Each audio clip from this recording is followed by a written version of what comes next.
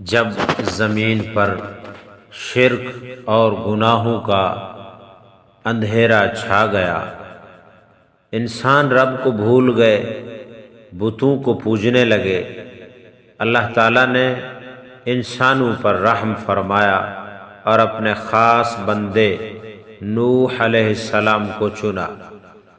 حضرت نوح علیہ السلام کا نسب حضرت شیث علیہ السلام کے ذریعے حضرت آدم علیہ السلام سے جا ملتا ہے۔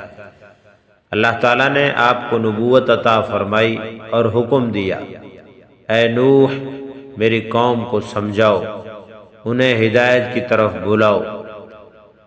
حضرت نوح علیہ السلام نے قوم کو پکارا، صبح و شام، تنہائی میں اور مجمع میں، محبت سے، نرمی سے، دعا کے ساتھ۔ لیکن قوم نے کیا کیا؟ وہ ہنسی اڑاتے، کہتے نوح تم بھی انسان ہو جیسے ہم، تم کیسے نبی ہو سکتے ہو؟ انہوں نے اپنے کانوں میں انگلیاں ٹھوس لیں، کپڑے لپیٹ لیے اور سچائی سے منہ موڑ لیا۔ حضرت نوح علیہ السلام نے نہ ہار مانی، نہ زبان روکی، 950 سال تک تبلیغ فرماتے رہے۔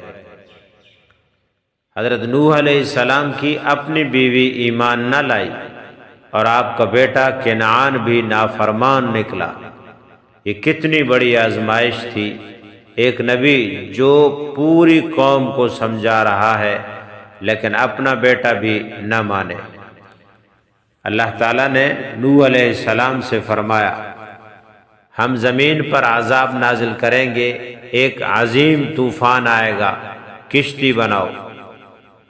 نوح علیہ السلام نے کشتی بنانی شروع کی، لوگ ہنستے، مذاق اڑاتے، کہتے واہ نوح، بیابان میں کشتی، تم واقعی مجنون ہو گئے ہو۔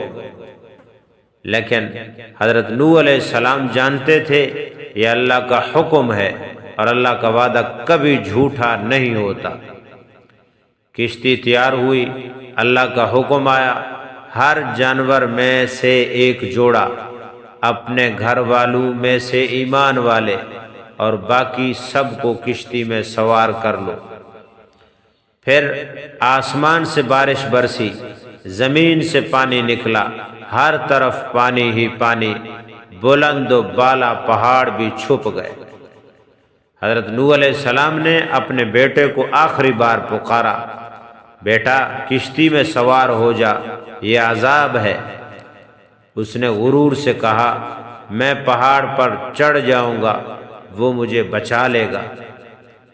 حضرت نوح علیہ السلام نے جواب دیا، آج اللہ کے عذاب سے کوئی نہیں بچا سکتا سوائے اس کے جس پر اللہ رحم کرے۔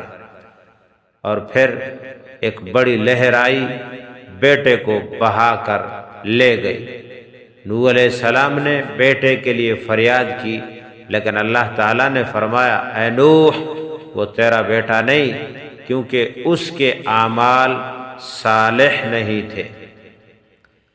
جب زمین پانی نگل گئی اور آسمان نے برسنا بند کیا، کشتی جودی پہاڑ پر آ ٹھہری، یہیں سے نئی نسل کا آغاز ہوا۔ حضرت نوح علیہ السلام اور ان کے ماننے والے زمین پر نئے انسان، نئی شروعات، نیا پیغام۔ حضرت نوح علیہ السلام ہمیں سکھاتے ہیں کہ ہدایت کا کام صبر مانگتا ہے، نیکی کا راستہ تنہائی سے گزرتا ہے، ہر آزمائش میں کامیابی اللہ سے جڑے رہنے میں ہے۔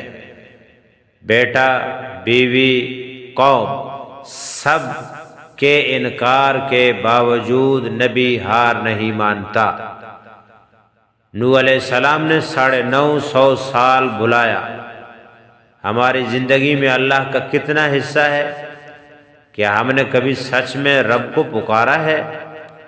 آج بھی اللہ وہی ہے، بس وہ چاہتا ہے کہ ہم بھی نوح علیہ السلام جیسے صابر اور شاکر بن جائیں، سچے ثابت قدم رہیں۔ اے اللہ ہمیں نوح علیہ السلام جیسا دل عطا فرما جو تیرے لیے روئے، ہمیں وہ زبان عطا فرما جو صرف تیرا پیغام پھیلائے، اور ہمیں وہ عزم دے جو طوفان میں بھی تیرے حکم سے نہ ہٹے۔ آمین یا رب العالمین۔